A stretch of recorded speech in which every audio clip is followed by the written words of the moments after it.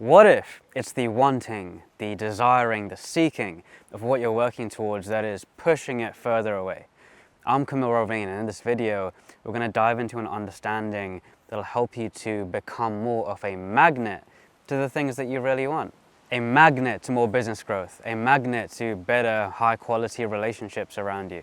So keep watching till the end.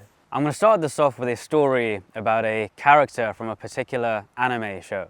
That show is called One Punch Man, and within the show, there's a guy called Saitama. Now, it's a world that is full of superheroes, right? And Saitama is the most powerful hero of them all. So powerful, in fact, he can beat any opponent with a single punch. And most people in this show are dumbfounded. They don't understand how this one guy can beat any opponent, any monster, no matter how big and how powerful they are, with a single punch. It just doesn't make any sense to them. But here's the thing, there is a big difference between Saitama and all of these other heroes. You see, he's not being a hero to prove something. He's not being a hero to get something. He's not being a hero to acquire something. He's not trying to prove his sense of self, his sense of worth, his sense of being enough. He's literally just being a hero for the fun of it. He's just being a hero because being a hero is fun for him, and he wants to just have some fun. So there isn't this seeking, this wanting, this desiring place that he's coming from. And this comes down to the golden saying, the one who desires nothing is most powerful. The one who desires nothing is most powerful. Now let's take this a bit deeper. What does it really mean to desire nothing?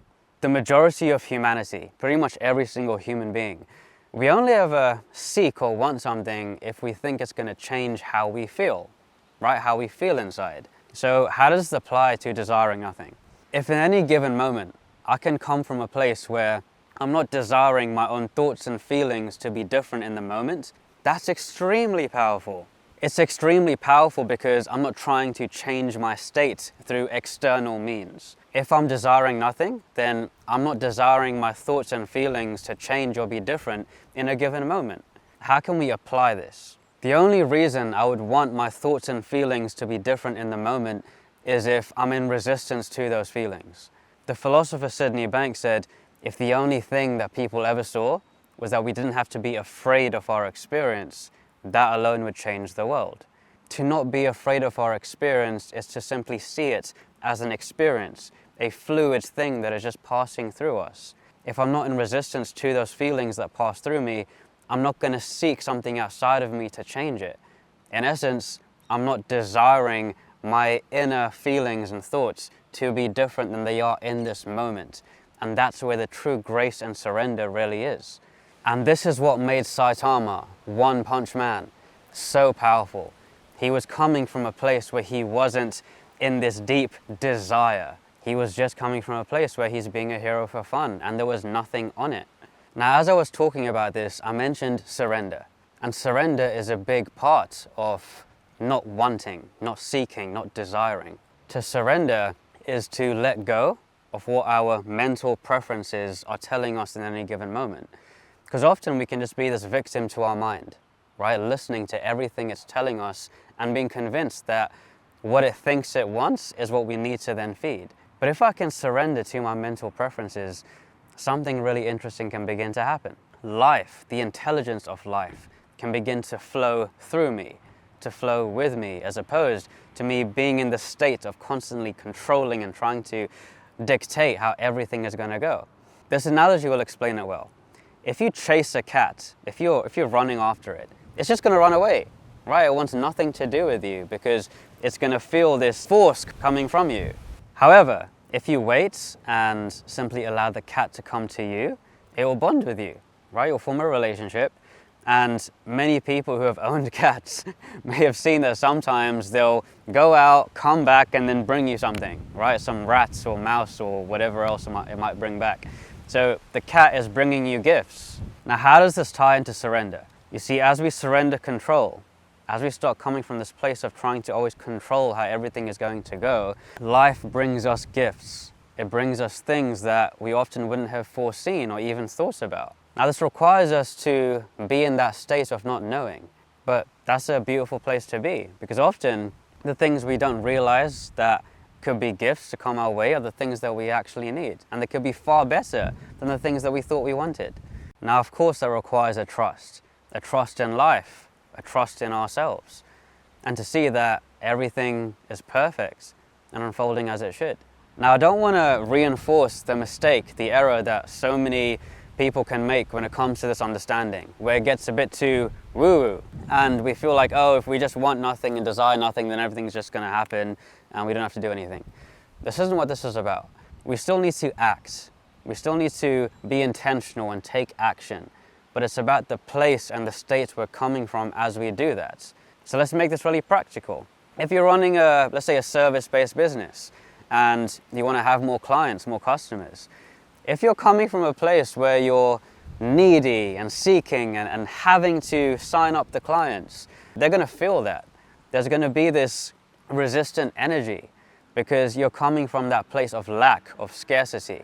But if you're truly coming from a place of not needing them to sign up with you because you have deepened your understanding of what we're talking about, not needing our thoughts and feelings to be different, coming from that place of not having that deep desire for them to sign up, you'll be coming from a way more grounded place, a way more inviting place, and a place where you can truly serve as opposed to just trying to grasp or get them to sign up with you. Same in relationships. Whether it's with men or with women, if you're coming from this place of just needing their relationship or needing them to like you, it's not going to go down very well, and many of you may have already had experiences like this. But if we can come from this place of not needing to be different, of not needing a relationship to change how we're feeling, then again, we're going to come from this grounded, inviting place, a much safer place to be in because you're not in that state where you need them to change how you feel. Is this making sense? Is this starting to click? The really interesting thing about coming from this place of wanting nothing is that we're in a state of abundance. We're in a state where we're not needing something to complete us. And in that state of wholeness, in that state of abundance, is where we can invite more of it into our lives. There are so many laws of the universe that people talk about with this. The law of detachment, the law of assumption. The law of detachment talks about how when you're not attached to the things that you want, then you're more likely to actually create it. The law of assumption talks about if you're assuming that what you want is already realized, it's already yours, it's only a matter of time before it appears in your reality. Now again, this can be seen in a woo-woo way, but it can also be seen in a very practical way.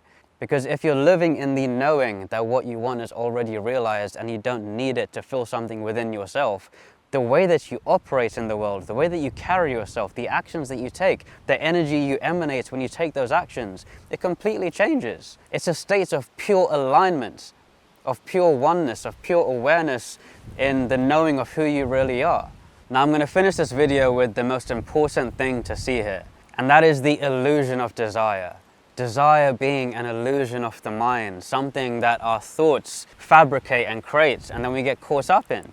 Anytime we think we need something to fill something within ourselves, it's an illusion, it's a trick of the mind. It's a passing thought that we're giving so much truth and power.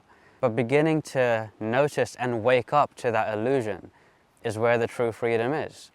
The more we can wake up to the illusion of desire and begin to catch it and notice it and see that we're being tricked, we're falling into an illusion that isn't real. This is where we can begin to really wake up and come from this place of desiring nothing, of wanting nothing, and be in the space to attract everything. That's it for now, but tell me more about what you got from this video, what you've experienced on your own journey with wanting or seeking. And if you found value, give this a like, subscribe. And if you want to drop a lot of these unconscious ways of thinking and habits that can create this wanting and this seeking, then book in some time to talk with me. There's a link in the description box to schedule a time for us to talk, and I'll be happy to explore this with you. Much love to you all. See you on the next one.